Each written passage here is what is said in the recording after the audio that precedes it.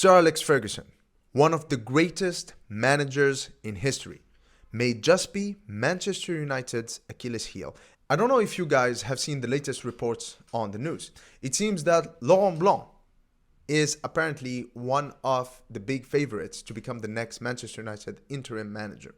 Now, for those of you who don't know who Laurent Blanc is, he is a very famous French defender. He's won the World Cup and the Euros in 1998 and 2000 with France. He played for Manchester United in the tail end of his career in the early 2000s, being that sort of old head in the middle of our defense. And then after retirement, he became a manager, having success especially with Bordeaux. Now, before we keep talking about this Laurent Blanc situation, let's talk a minute about the structure at Manchester United. The board of directors at Manchester United is made up mainly of executives, and executives on the commercial side, because we are talking here about the Glazers, about Ed Woodward, about Arnold, and people who are mostly accountants and executives who mainly care about the money. Now, that's perfectly fine. Manchester United is a business. The Premier League is a business. Football is a business. So there is no problem with that.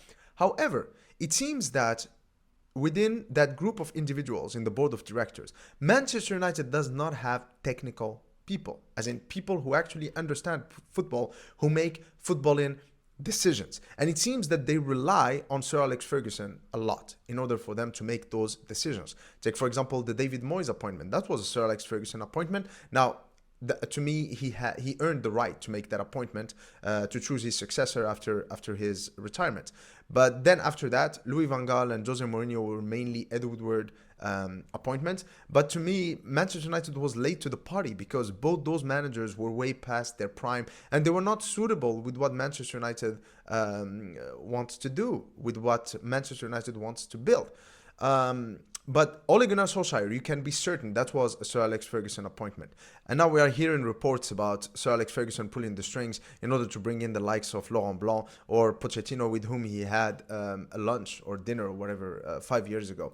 But the question we need to ask here is, this is probably the biggest club in the world. When we consider brands, when we consider revenue, Manchester United is the biggest, right? We have not been the best team for a while now, but we are definitely the biggest club, or at least on equal grounds with clubs like Bayern Munich or Real Madrid as the biggest trio of clubs in the world right now. So is that the way a club should be run? That means, should we just listen to what a man says, or rather should we actually have a structure that leads us to make the best, most suitable decisions? For example, I can guarantee you that if we hire Laurent Blanc as an interim manager, after a run of about 10-15 games, just like Ole Gunnar Solskjaer had, he would be appointed as a full-time manager, because people would be like, okay, you know what? The Glazers, the Ed Woodward, the other executives would be like, okay, you know what? This guy actually ticks all the boxes. He's a Manchester United legend. He's getting results and he knows the club. So yeah, let's keep him in. And why should we pay extra money to bring in another guy who is an unknown entity? And this is the danger that Manchester United is in, is that we have trouble leaving and liberating ourselves from tradition. Now, as a Manchester United fan, I can tell you that, 15 years ago, when we were smashing every team in the world, when we were dominating English football, we used to make fun of Liverpool fans. And the reason we made fun of them is because they lived in history. They used to say things like, oh, we still have more league titles than you. But we were serial winners. We were winning league title after league title. Now we have more than them. And they were the butt of the joke because they kept thinking about tradition. Same thing with Arsenal. Arsenal fans always bringing up the Invincibles. While us, Manchester United fans, we were living in the present. We had the past, we had the heritage, but we also had the present. Now, we are turning into Arsenal and Liverpool fans as they were 10 years ago. And that hurts. That really hurts. And that needs to stop. And the only way it's going to stop is if that group of individuals who call themselves the board of directors actually make tough decisions by bringing in football people who know what they are actually doing and who are visionaries. So rather than rely on Sir Alex Ferguson, who can only get inspiration and bring in solutions based on his past experiences, what if we bring in people who can actually take us forward by having a look into the future.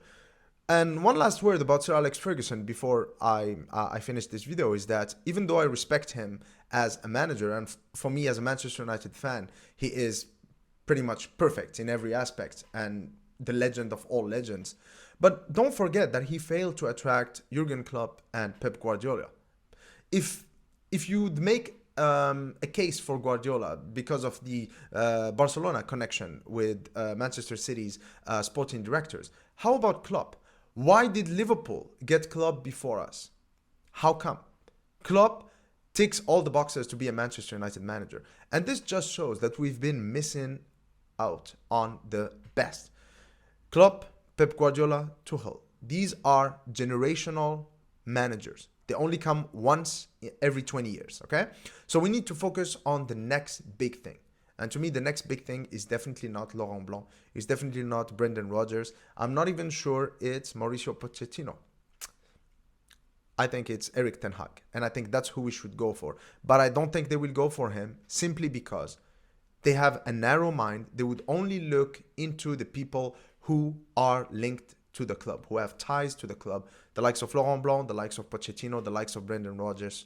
And I think it's sad. I think it's sad and it needs to change. Otherwise, we will always be also runs. And we run the risk of becoming the Liverpool of the 2000s or the Arsenal of the 2010s.